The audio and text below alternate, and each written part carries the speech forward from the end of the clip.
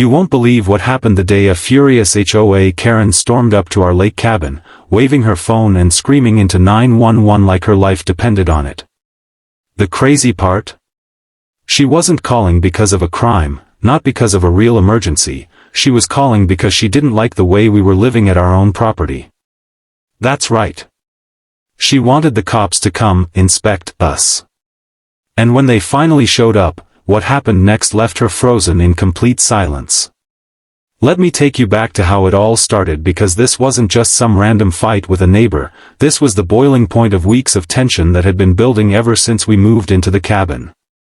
When my wife and I bought the cabin, we thought we were making the best decision of our lives. After years of living in the city, hearing sirens every night, and dealing with traffic every single morning, the idea of waking up to a quiet lake, birdsong, and the smell of pine trees felt like a dream. We had saved for years for this place, worked overtime, sacrificed vacations, and finally when we signed the papers, we both cried with relief. This was supposed to be our forever retreat, a peaceful home where nobody could boss us around, where we could finally breathe. The cabin was on private land, completely free from the homeowners association that controlled the other houses around the lake.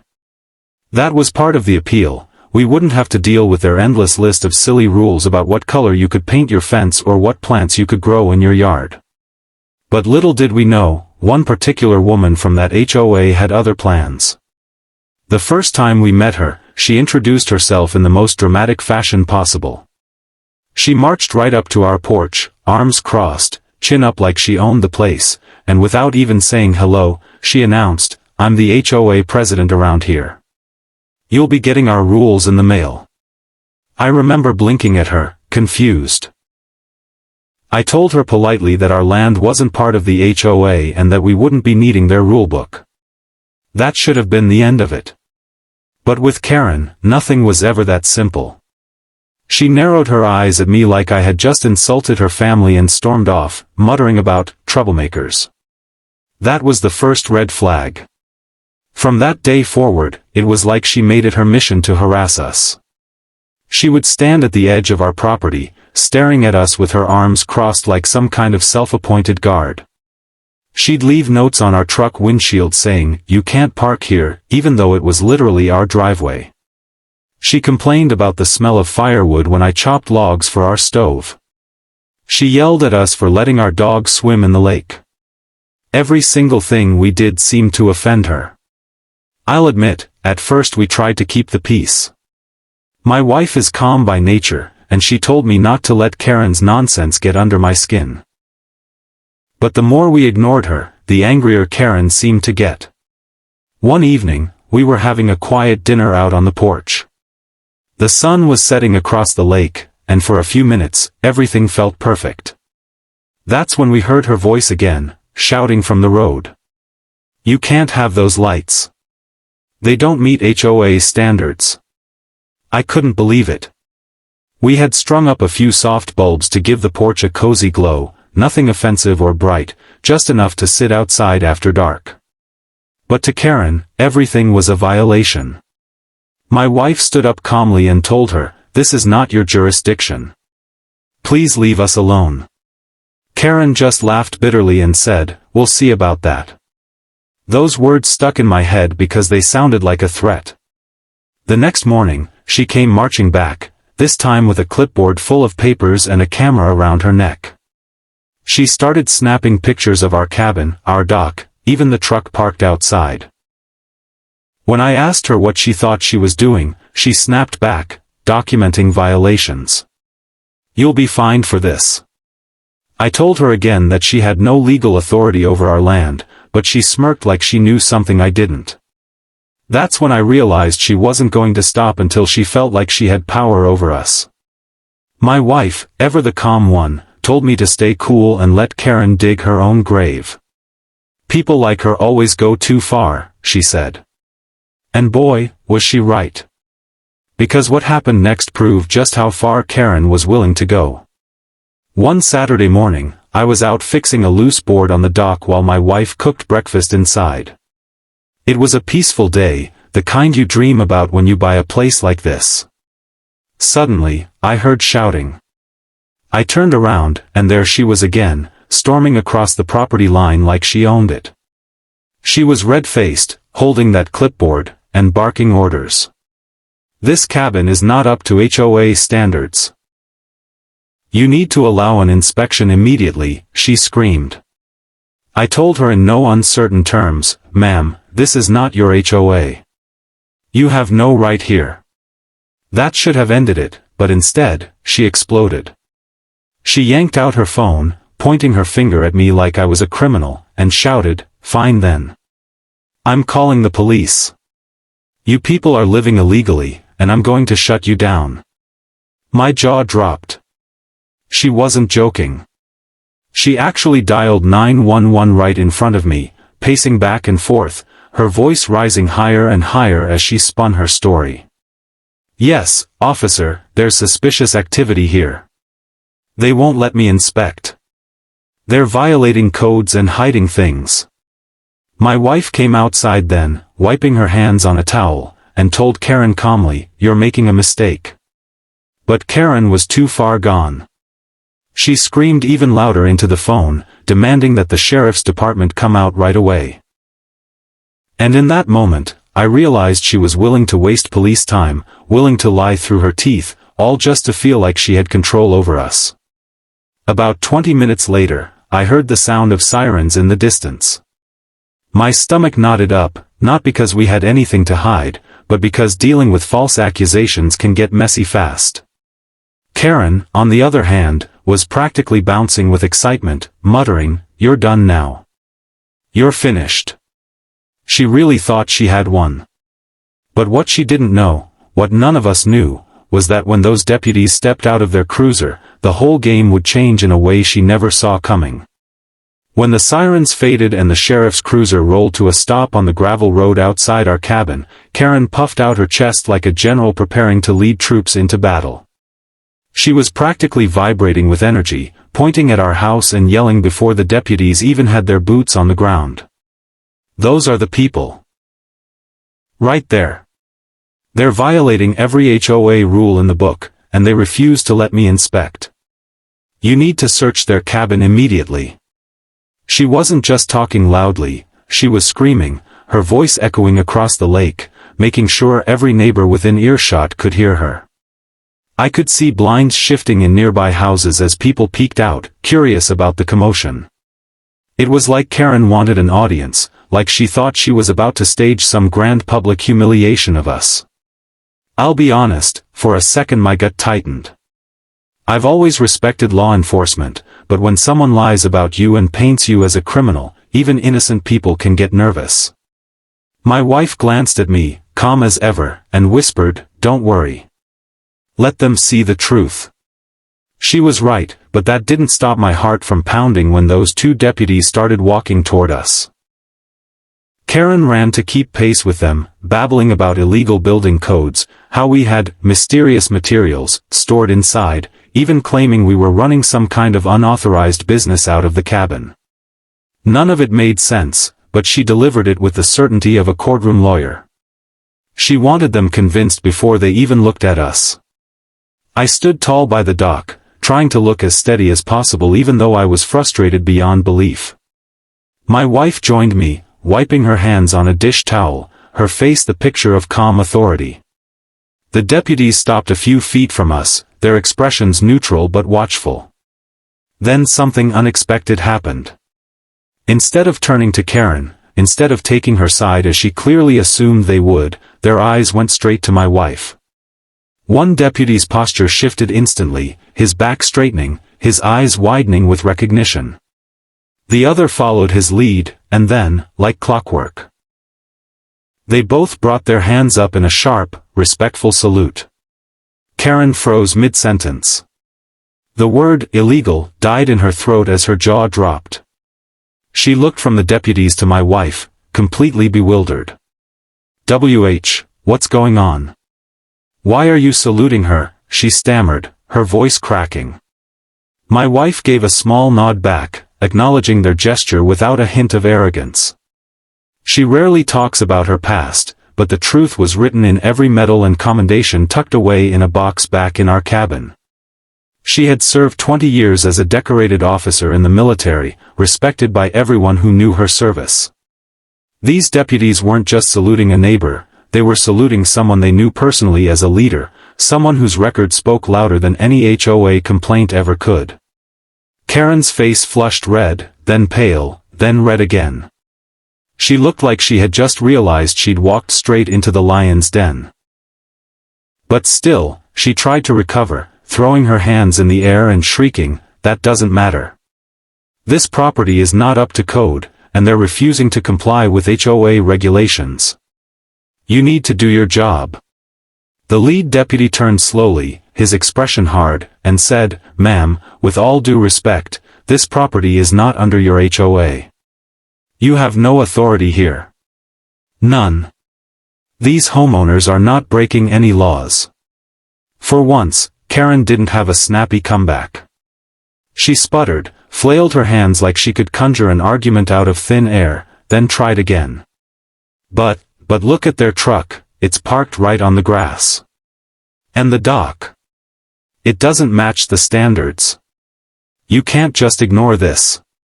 The deputy's patience snapped. His voice dropped low and firm, the kind of tone that makes you freeze in your tracks. "The only thing we can't ignore here is the fact that you just made a false 911 call. Do you realize how serious that is? You wasted emergency resources because of your personal grudge. That's not only irresponsible, it's criminal." Karen's mouth opened and closed like a fish out of water. She looked completely unprepared for the tables to turn on her. You could almost see the gears grinding in her head, trying to figure out how she went from queen of the neighborhood to the one standing on shaky ground. I almost felt sorry for her, almost. Because the truth was, she had been harassing us for weeks, and this time she'd taken it way too far. The other deputy stepped closer, lowering his sunglasses so his eyes met hers. "Ma'am, you've been warned before about sticking your nose where it doesn't belong. You keep this up, and the next call we answer won't end with a warning. You'll be the one in handcuffs for filing false reports." That hit her like a hammer. She stumbled back a step, clutching her clipboard like it could shield her from accountability. Meanwhile, I felt the tension in my chest start to ease. For the first time since moving here, it felt like justice was finally on our side. My wife stood silent beside me, letting the respect of those deputies say everything that needed to be said.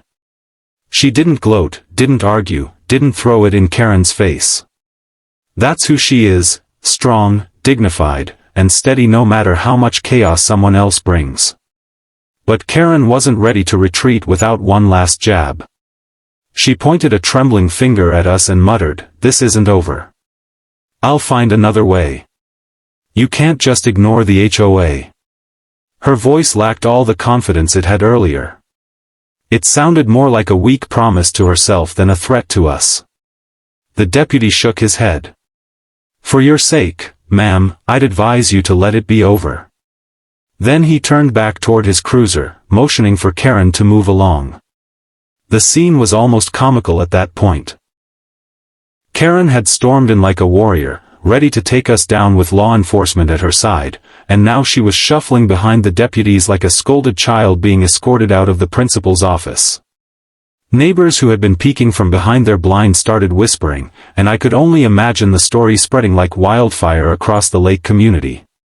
The mighty HOA Karen had been silenced, not by us, but by the very authority she thought she could manipulate. As the deputies reached their vehicle, they turned back one more time. Both gave my wife another crisp salute before climbing into the cruiser. No words were needed. That gesture alone was enough to let Karen know exactly how outmatched she was. My wife gave them a respectful nod, and I stood there beside her, unable to hide the small grin spreading across my face. Karen, on the other hand, lingered a moment longer, her face a storm of rage and humiliation. She wanted to say something, I could tell, but no words came. Finally, she spun on her heel and stomped away, her clipboard bouncing against her side like a badge of shame. And just like that, the chaos died down. The sirens. It was true. Karen thought she could use fear, manipulation, and authority. She didn't even have to control us, but the moment those deputies saluted my wife, the entire game flipped on its head. I'll never forget the look on Karen's face. It was the exact moment she realized that her power had no teeth. Still, the story didn't end there, because after that day the fallout across the lake community was bigger than either of us expected. You see, small communities talk, and word spreads faster than wildfire when drama's involved. By the very next morning, everyone around the lake had heard some version of the story. Some folks whispered that the HOA president had called the cops and got schooled in front of half the neighborhood. Others claimed Karen had tried to have us arrested and ended up nearly being arrested herself. Every retelling grew more dramatic, but the one constant detail that never changed was the salute. People couldn't stop talking about how the deputies saluted my wife instead of siding with Karen.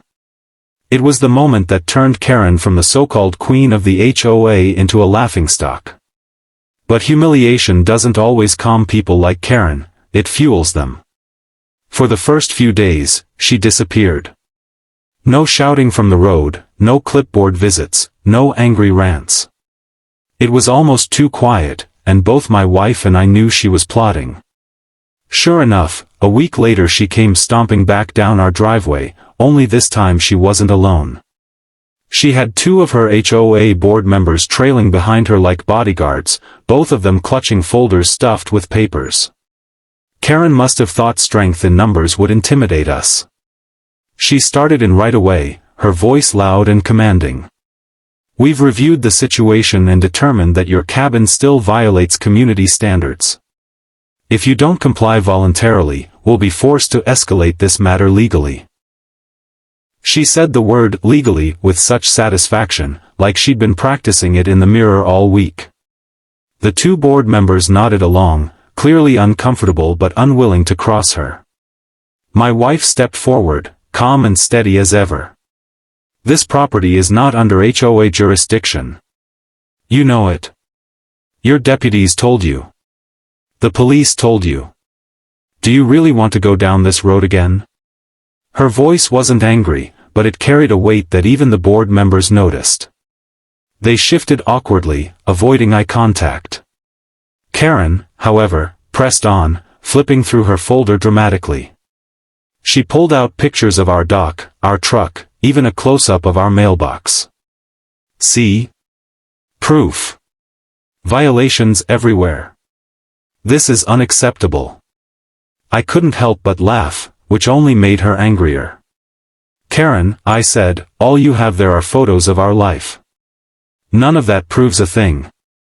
But she ignored me, waving the photos like evidence in a courtroom drama. She then announced loudly, "We're filing an injunction. You'll regret ignoring me." What she didn't know was that my wife had already anticipated this move.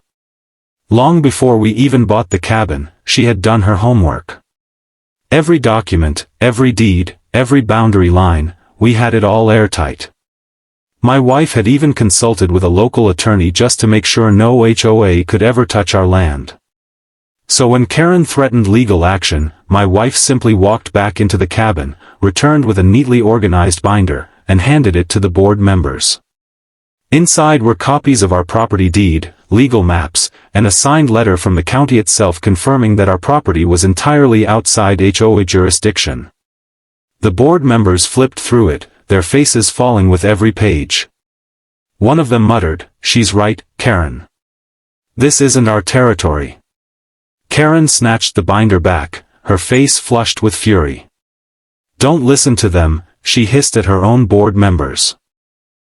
"They don't know what they're talking about. They just think they're above the rules." But the damage was done. Her so-called backup looked like they wanted to be anywhere else but standing behind her. After a few more heated words, they left, leaving Karen sputtering alone in our driveway. My wife didn't gloat. She simply told Karen, "This is your last warning. Stop harassing us." Then she turned and walked back into the cabin like the conversation was over. That calm dismissal seemed to break something inside Karen. From that day forward, she didn't come around with her clipboard anymore. But she didn't disappear completely either. Instead, she switched tactics, spreading rumors about us through the community. We started hearing things at the local store, people whispering that we were troublemakers, that we thought we were better than everyone else, that we were trying to undermine the HOA. It was laughable, really, because all we wanted was to be left alone. But the more she pushed the gossip, the more obvious it became to people that it was coming from a place of bitterness. Slowly, her influence started crumbling. Neighbors who once followed her orders without question began rolling their eyes when she spoke. Some even started coming to us quietly, saying things like, "I never realized how bad she was until now. She's out of control." One older couple, who had lived by the lake for years, even told us how grateful they were. "She's been bullying this community for too long. You stood up to her, and now people aren't afraid anymore." That hit me hard. We hadn't set out to challenge her power, we just wanted peace. But sometimes standing your ground inspires others to do the same. Karen must have sensed her grip slipping, because she tried one last desperate stunt. She called another emergency meeting of the HOA and tried to rally the members against us. She gave some long, fiery speech about how outsiders like us were destroying the integrity of the community and how everyone needed to stand together to force us out. But this time, instead of applause, she was met with silence. Then, one by one, people started standing up, not to support her, but to walk out. By the end, barely a handful of people were left in the room, and even they looked doubtful. That night, a neighbor came by and told us exactly what went down. "She's finished," he said with a chuckle. "Nobody wants to follow her anymore. She thought she was untouchable, but that salute, that changed everything. People realized she's not the authority she pretends to be." Hearing that was a relief. For the first time since moving into our cabin, it felt like we had truly earned peace. But the thing I'll never forget about that entire ordeal isn't Karen's humiliation or the downfall of her power. It's the way my wife handled it. She never once raised her voice, never once lost her composure. She didn't need to brag about her past or demand respect, it came naturally. Watching her stand there, calm in the face of chaos, made me realize something important. People like Karen thrive on reaction. They feed off anger, fear, and conflict. But when they're met with quiet strength, with steady resolve, their whole world collapses. From that moment on, our lake cabin finally became what we had always dreamed of, a place of peace. Karen still lived nearby, but she avoided us like the plague. No more shouting, no more threats, no more clipboard inspections. She had learned the hard way that her power ended at our property line. And as for us, we finally got to enjoy the life we built, knowing we had stood our ground and earned not just our peace, but the respect of the entire community. The weeks that followed felt like the air around the lake had finally cleared, like a heavy storm had passed and left behind fresh skies. For the first time since moving into our cabin, my wife and I could enjoy simple mornings without glancing nervously toward the road to see if Karen was lurking with her clipboard. We could sit on the porch with our coffee, fish off the dock, or chop wood without worrying about being interrupted by angry shouts. It was everything we'd wanted when we left the city. But as much as the peace felt like a blessing, the story wasn't completely over. Because when someone like Karen loses control, they don't always fade away quietly, they simmer, plotting, waiting for a chance to claw their way back. At first, she tried to pretend nothing had happened. She would walk her dog along the road near our property, never stepping inside the boundary anymore, but always slowing down, always glancing at us with that same mix of anger and embarrassment. It was clear she hated what had happened but didn't know how to fix it. And every time a deputy passed by and waved to us, or a neighbor stopped to chat, I could see her fuming. She had built her entire identity around being the authority in this community, the person who made the rules and enforced them. Losing that power had left a hole she didn't know how to fill. Then came the day she tried one last desperate swing. It was late afternoon, the lake golden with the reflection of the setting sun. I was stacking firewood while my wife was sketching in her notebook on the porch. Out of nowhere, Karen stormed down the road and onto our driveway, no clipboard this time, just pure fury in her eyes. She didn't yell right away. She didn't point or accuse. Instead, she stopped a few feet from us, trembling, and said, "Do you have any idea what you've done to me? I've been running this community for years. People used to listen to me. They used to respect me. And now they laugh behind my back. Because of you." For the first time, her voice cracked with something other than rage. It was desperation. She looked less like the commanding figure who had once shouted HOA rules at us and more like someone who had built their entire life on control, only to watch it crumble overnight. My wife set her notebook down and stood, her voice steady but soft.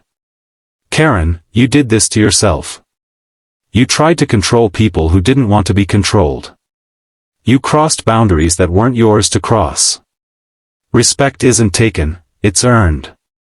Karen's eyes welled up, though she quickly blinked the tears away. She shook her head violently, muttering, "No, you don't understand. Without the HOA, I'm nothing. Nobody listens to me anymore. They used to depend on me. I kept everything in order." And now, her words trailed off into silence. For a moment, I almost felt sympathy. Almost. But then I remembered the weeks of harassment, the false 911 call, the humiliation she tried to put us through just because we wanted to live peacefully. That sympathy faded. I stepped forward, choosing my words carefully. "Karen, you had a choice. You could have welcomed us. You could have let people live their lives. Instead, you tried to scare us, control us, and when that didn't work, you lied to the police. You're not the victim here. You're the reason this all happened." My voice was firm but not cruel. I wanted her to hear it, not to fight it. She stared at me for a long moment, her face tight, then spun around without a word and marched back up the road. That was the last real confrontation we ever had with her. After that day, she stopped trying to come after us directly. The HOA board members had quietly replaced her as president, neighbors stopped paying attention to her, and her power was gone for good. But her downfall had ripple effects that we didn't expect. With Karen out of the way, the community itself started to change. People who had once been too afraid to speak up about her started connecting more, laughing together, even inviting us to local gatherings. For the first time, we didn't feel like outsiders. We were just another couple enjoying life by the lake. One night, we were invited to a bonfire down the shore. Dozens of neighbors showed up with food, drinks, and stories. It felt like a celebration, though no one said it outright. At one point, an older man raised his glass and said, "To the new folks, thank you for standing your ground. You showed us all that we don't have to live under fear." Everyone clinked their glasses, and my wife gave a humble smile, shaking her head. "We didn't do anything special," she said. "We just wanted to live in peace." But the way the others looked at her told me they saw much more than that. And truthfully, I did too. Watching my wife throughout all of this had changed something in me. She never once lost her cool. She never once let Karen drag her down into the mud of screaming matches or petty fights. She had carried herself with the same dignity and strength that had earned her the salute of those deputies, and that calmness had been the sharpest weapon of all.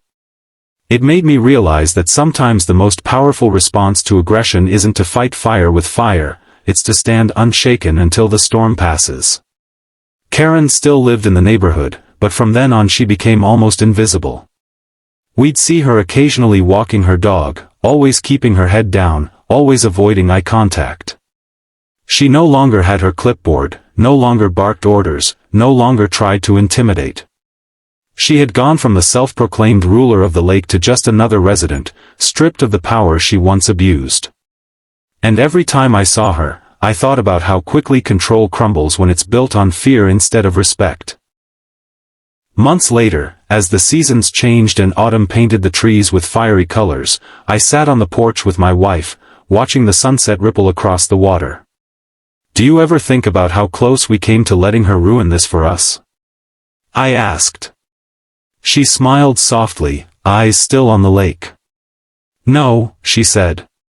"Because I knew from the beginning that people like her only win if you let them. And I wasn't about to let her." That answer stuck with me. Our cabin became the sanctuary we always dreamed of, and the story of what happened with Karen became something neighbors told new residents as a cautionary tale. "Don't mess with the folks in the cabin," they'd say with a chuckle. Karen tried, and it didn't end well. It wasn't about intimidation, it was about the lesson everyone learned: respect your neighbors, and live and let live. Looking back now, I realize the whole ordeal gave us more than just peace. It gave us a stronger bond with the community, a deeper appreciation for the quiet strength of my wife, and a reminder that no bully, no matter how loud or powerful they seem, can stand against calm, steady resolve backed by truth. And in the end, that's what made Karen freeze, what made her power collapse, and what allowed us to finally claim the life we had fought so hard to build by the lake.